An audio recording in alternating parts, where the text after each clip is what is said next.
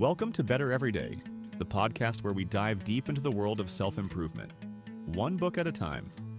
I'm Tom, your host, and along with my co-host Kelly, we'll be breaking down the key ideas from top self-improvement books and turning those insights into actionable steps you can apply to your life. Together, we're passionate about helping you grow and become your best self. Before we dive into today's episode, a quick reminder.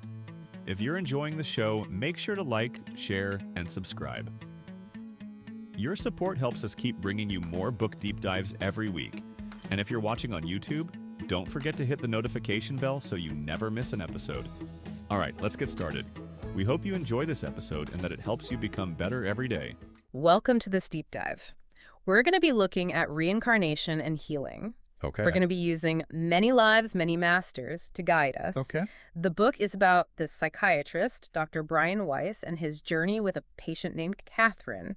Right. And she had all these experiences with past life regression. Interesting. So it's like therapy, but with a time machine. Yeah. The interesting thing about this book is that Dr. Weiss started out as a total skeptic. Uh-huh. So how did he end up writing a book about reincarnation, That is a great question. Let's find out. Well, the important thing to remember here is that Dr. Weiss was really entrenched in that traditional scientific mindset. Yeah. He was trained as a psychiatrist. He was using those methods. Yeah, He probably would have scoffed at the idea of reincarnation initially. probably. He wasn't setting out to prove it or anything like that. Right. So he met Catherine. Okay. She was an attractive young woman working as the lab technician. She was referred to Dr. Weiss by two physician friends Interesting. who were concerned about her. Oh. Because she was experiencing all these anxieties and phobias. Okay, so we have our very scientific, logic-driven psychiatrist, and then we have Catherine struggling with these anxieties and phobias, Right. and they weren't responding to traditional treatment, right? No, they weren't. This is sounding a little bit like a movie, actually. It kind of does, yeah. So what happens next? So Catherine initially actually resisted even seeking help from a psychiatrist. Really? But eventually she agreed to see Dr. Weiss. Okay. And so they start with conventional types of therapy, talk therapy, medication. Mm-hmm. But Catherine just wasn't making any progress. Wow. And so it was this lack of progress that prompted Dr. Weiss to try some other approaches. Mm-hmm. And that's how he came to try hypnosis with her. This is where it gets really interesting. Hypnosis, right? Yeah, this is where things really start to change. Okay. So during one of these early hypnosis sessions, totally unexpectedly, Catherine goes into this super deep trance. Wow. And she starts describing a past life in ancient Egypt. What? Yeah.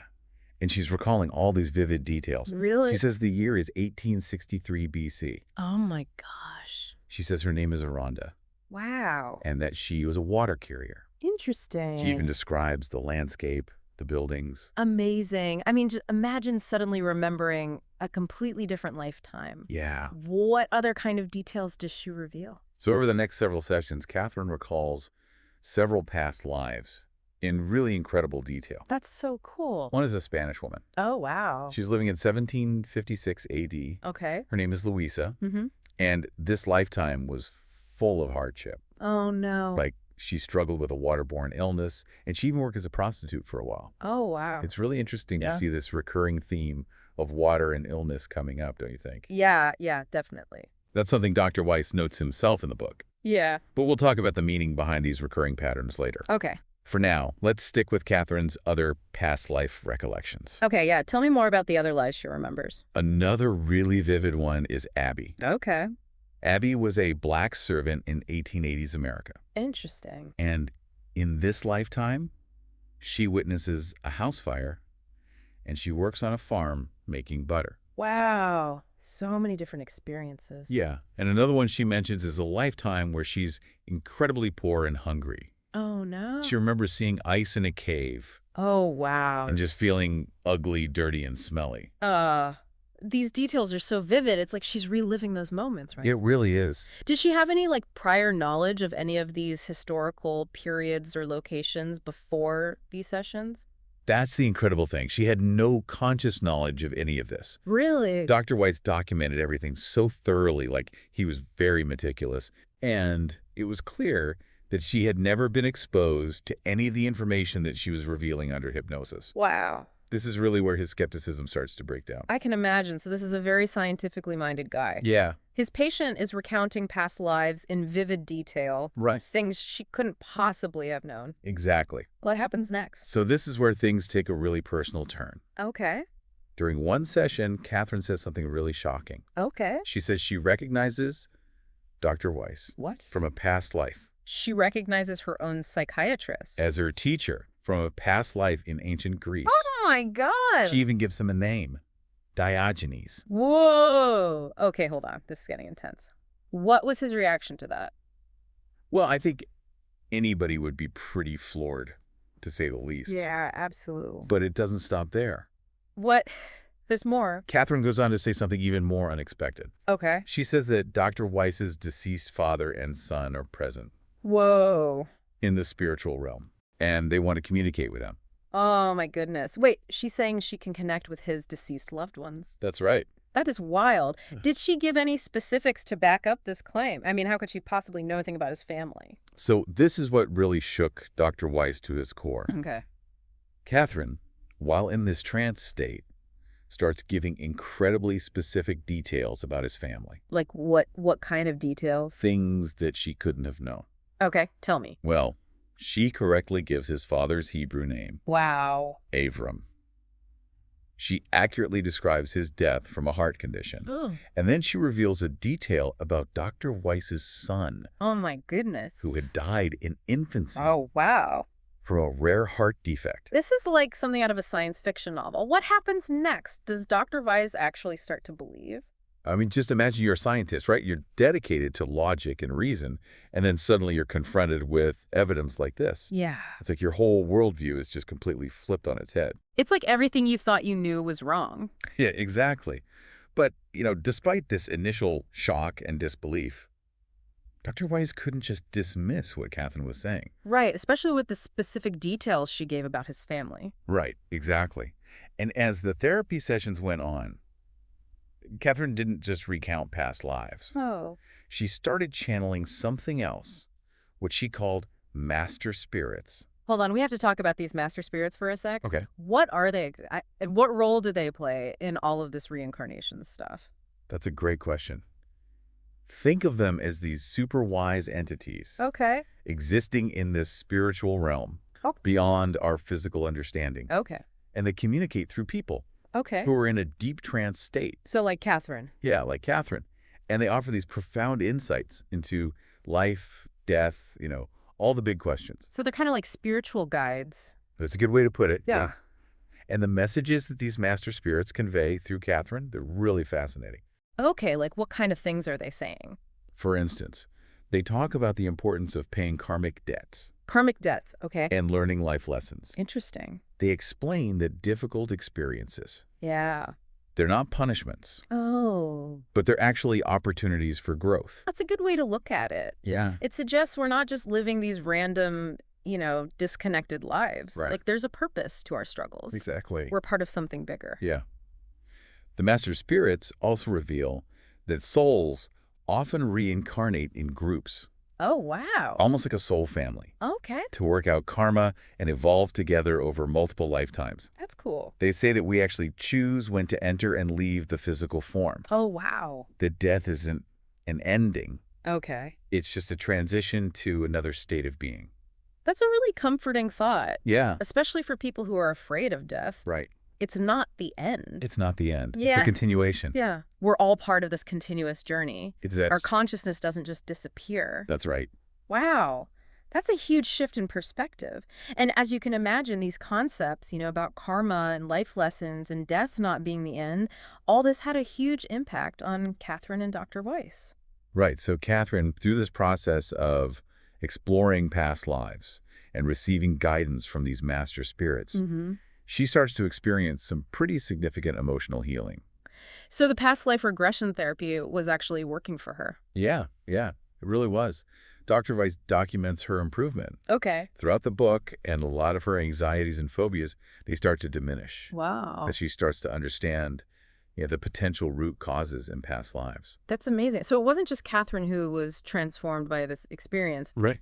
Dr. Weiss himself undergoes a massive change Absolutely. in his thinking about life and death and the human mind. It's amazing to me that someone so rooted in logic and science, could become so open to this whole idea of reincarnation. Yeah, it speaks to his integrity as a scientist, I think. Right. Being willing to follow the evidence wherever it leads. Yeah. Even if it challenges his beliefs. His deeply held beliefs. Yeah. He actually describes finding a new sense of peace. Wow. Like his fear of death diminished. Okay. And he felt a much deeper sense of compassion for others. That's beautiful. Yeah. It's like understanding reincarnation just unlocked a new level of empathy and understanding within him. Right. I love that. But, some people listening might be thinking, okay, what if Catherine was making all this up? Yeah. Or what if Dr. Weiss was misinterpreting what she was saying? Sure. Is there anything in the book that addresses this kind of skepticism? So there's this really intriguing anecdote in the book Okay. about a psychic astrologer named Iris Saltzman. Okay. Catherine actually decides to see Iris for a past life reading, Interesting. completely separate from her therapy. Okay.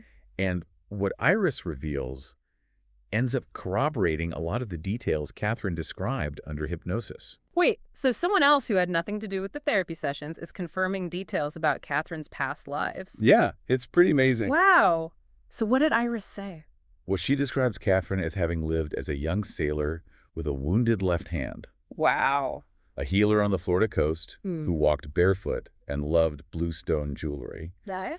a Spanish woman named Luisa, Mm-hmm. and even a young Moroccan boy who died young. Whoa. Those details line up perfectly with what Catherine had said. I know. And this was completely independent of Dr. Weiss. Yeah. That's like getting independent confirmation. It adds so much credibility to this whole story. Yeah, it really does. It suggests that these experiences aren't just in Catherine's head, Right. There's something real. It's not just Catherine recalling past lives. Yeah. Dr. Weiss starts having some pretty crazy experiences of his own too, right? Yes, yeah. Tell me about that. He starts having these incredibly vivid dreams Okay. that feel so real, Okay. like out-of-body experiences almost. And in these dreams, he encounters this teacher figure Really? named Philo, Okay. who gives him all this wisdom and philosophical insights. Wait, he has a spiritual teacher appearing in his dreams? Yeah. That's amazing. What kind of stuff does Philo teach him? Well, Philo's teachings are both profound and really practical. Okay. He emphasizes the importance of turning knowledge into action. So not just knowing something, but actually doing it. Exactly. He stresses the importance of simplicity, balance, and harmony in life. Hmm. And of course, the power of love, charity, faith, and kindness. That's beautiful. It sounds like Philo's not just lecturing him. Right. He's guiding him towards like a more holistic understanding of life. Exactly. He's encouraging him to really integrate, a scientific background with a more spiritual understanding of consciousness. I love that. And remember that pattern we noticed earlier? You mean with the water and illness? Yeah, what about it? Well, it turns out water, in a lot of spiritual traditions, symbolizes purification, cleansing, emotional depth. Right. And if we think about illness, not just as a physical thing, Yeah. but as like a manifestation of emotional or spiritual blockages, Yeah. then those recurring themes in Catherine's past lives take on a whole new meaning. That's so interesting. Makes you wonder if our problems today could be connected to unresolved issues from past lives. It really does. And if exploring those past lives could help us heal. That's the question Many Lives, Many Masters poses. Yeah. And throughout the book, Dr. Weiss shares stories from his other patients Okay. and their past life experiences, Interesting. further supporting this idea that reincarnation is this widespread phenomenon. So it's not just Catherine and Dr. Weiss. Right. It's happening to a lot of people. Yeah.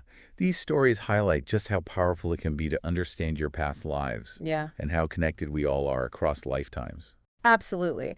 But there's one last really intriguing thing in the book that I think you'll find really fascinating. Okay, what is it? Tell me. Don't leave me hanging. I'm hooked. What is it? What's this last piece of the puzzle from Many Lives, Many Masters?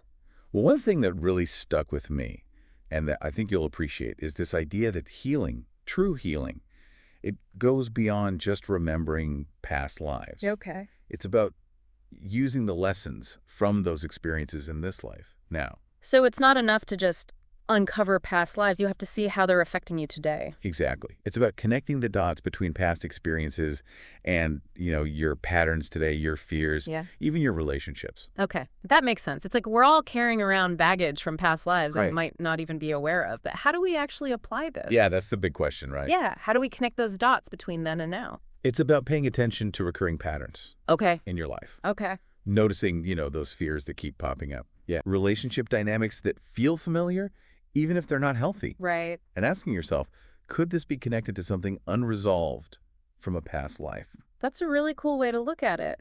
So instead of feeling stuck or repeating the same mistakes over and over again, we can try to trace those patterns back to their source Yeah. and maybe break free from them.